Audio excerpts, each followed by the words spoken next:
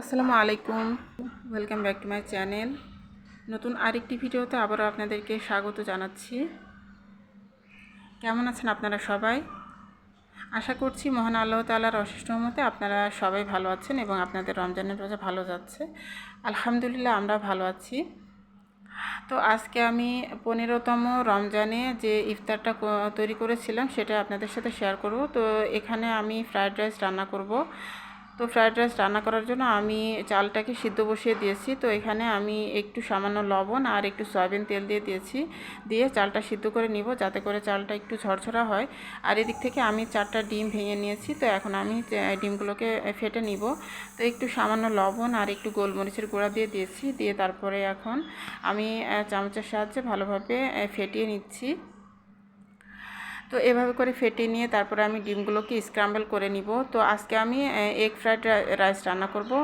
তো অন্যদিন আমি চিকেনটা দিই, তো আজকে চিকেন দিব না, আজকে শুধুমাত্র এগ ফ্রাইড রাইস রান্না করব। আর সেই সাথে আমি বিফ ক্যাপসিকাম ভুনা করব। তো গরুর মাংসটাকে আমি একদমই ছোট ছোট করে কেটে তারপরে ক্যাপসিকাম দিয়ে ভুনা করেছি। তো আমার এই রেসিপিটা আমার বাসার সবাই অনেক বেশি পছন্দ করে। তো এখানে আমি ক্যাপসিকাম দিয়ে তারপরে আরও অন্যান্য যে মশলা আছে সেগুলো দিয়ে আমি মশলাটাকে ভালোভাবে কষিয়ে নিচ্ছি। তারপরে আমি গরুর মাংসটাকে আলাদা করে প্রেসার কুকারে সিদ্ধ করে নিয়েছি সামান্য কিছু মশলা দিয়ে। তো এখানে তো গরু মাংসটাকে আমি প্রেসার কুকারে আগে আগে আলাদা করে সিদ্ধ করে নিয়েছি, নিয়ে তারপরে আমি মশলার মধ্যে দিয়ে দিব। তো এখানে আমার মশলাটা খুব ভালোভাবে কষানো হয়ে গেছে। তো এখন আমি গরুর মাংসটাকে দিয়ে দিয়েছি, দিয়ে তারপরে নাড়াচাড়া করে আমি লো হিটে রান্না করে নিব। দিক থেকে আমার বাঁধাকপি আর ফ্রোজেন গাজর বের করে নিয়েছি আমি, আর এখানে ফ্রোজেন ক্যাপসিকাম, তারপর ফ্রোজেন মটরশুঁটি, তো এগুলো আমি বের করে নিয়েছি। তো আমি এই সবজিগুলোকে সবসময় ফ্রোজেন করে রাখি, তো যখন প্রয়োজন হয় প্রয়োজন মতো বের করে কাজে লাগাতে পারি। তো এখানে তো আমার বিফটা রান্না হচ্ছে। আর বাঁধাকপি যেটা ওটা ফ্রেশ আছে, ওটাই শুধু ফ্রেশ, আর বাকি সব সবজিগুলোই ফ্রোজেন। তো এই তো এখন আমার বিফটাকে আমি ঢাকনা দিয়ে ঢেকে নাড়াচাড়া করে রেখে দিলাম। আর এখানে আমি পাশের চুলায় এখন ডিমগুলোকে স্ক্র্যাম্বল করে নিব। তো আমি বড় একটা হাঁড়িতে পরিমাণ মতো সয়াবিন তেল দিয়ে দিয়েছি, দিয়ে তারপর ডিমগুলোকে দিয়ে দিলাম, দিয়ে তারপরে ডিমগুলো স্ক্র্যাম্বল করে তারপরে এখন আমি একে একে সবগুলো সবজি দিয়ে দিব। তো এখানে আমি বাঁধাকপি আর গাজরটা দিয়ে দিয়েছি, দিয়ে তারপরে নাড়াচাড়া করে আমি এখন ভেজে নিব। তো ফ্রায়েড রাইস রান্না করা তো আসলে অনেক বেশি সহজ, শুধুমাত্র ভেজিটেবলগুলো থাকলেই হয়। আর চিকেন না থাকলেও শুধু ডিম দিয়েও করা যায়, তো সেটাও খেতে অনেক মজা হয়। তো এখানে আমি এখন ফ্রোজেন মটরশুঁটি দিয়ে দিচ্ছি।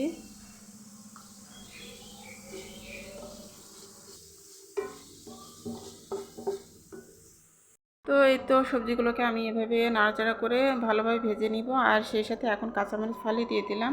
তো কাঁচামরিচ ফালিটা দিলে একটু ঝাল ঝাল হবে, খেতে বেশ ভালো লাগবে।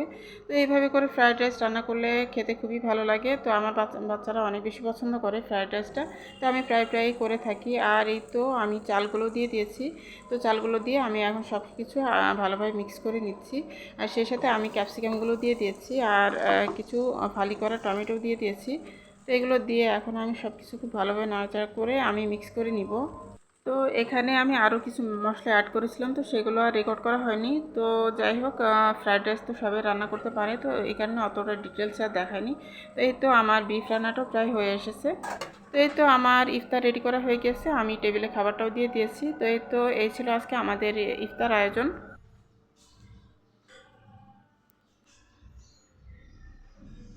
আজকের আমাদের ইফতারের আয়োজনে ছিল জিলাপি, খেজুর, কলা, তারপরে পেঁপে, আঙ্গুর, তারপরে এখানে যে পেঁপের জুস আর লাচ্ছি। তো এটা লাচ্ছিটা আমাদের তো রেগুলারই থাকে, আর আজকে পেঁপের জুস করে নিয়েছি, তো এটাও খেতে বেশ মজা লেগেছে। আর লেটুস পাতা আছে, তারপরে যে এখানে ফ্রায়েড রাইস আর বিফ ক্যাপসিকাম ভুনা। তো এই ছিল আমাদের সিম্পল ইফতার আয়োজন, আলহামদুলিল্লাহ।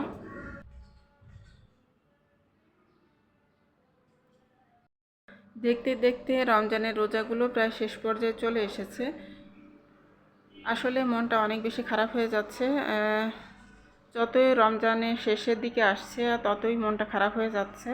আর মনে মনে একটাই চিন্তা হচ্ছে যে এই রমজানটাকে কি আমি ঠিকমতো কাজে লাগাতে পেরেছি? এই রমজান মাসে কি আমি আমার গুনাহগুলোকে সব মাফ করাতে পেরেছি? এইটাই আমার একটা সবথেকে বড় চিন্তা। তো জানি না, মহান আল্লাহ তাআলা সব কিছু ভালো জানেন যে আসলে আমরা কে কতটুকু আমল করতে পেরেছি আর কে কতটুকু এই দুনিয়া দুনিয়া করে দুনিয়ার পিছনে ছুটেছি, কে কী করেছি সেটা একমাত্র আল্লাহ তাআলাই ভালো জানেন। তো এখনও যে কয়েকটা দিন বাকি আছে, সেই কয়েকটা দিন যেন আমরা ভালোভাবে কাজে লাগাতে পারি আর আমরা যেন দুনিয়ার এই মোহমায়া একটু মানে ত্যাগ করে আমরা যেন আমলের দিকে একটু মনোনিবেশ করতে পারি। তো সেই কামনা করে আজকের মতো এখান থেকে বিদায় নিচ্ছি। আল্লাহ হাফেজ। আসসালামু আলাইকুম।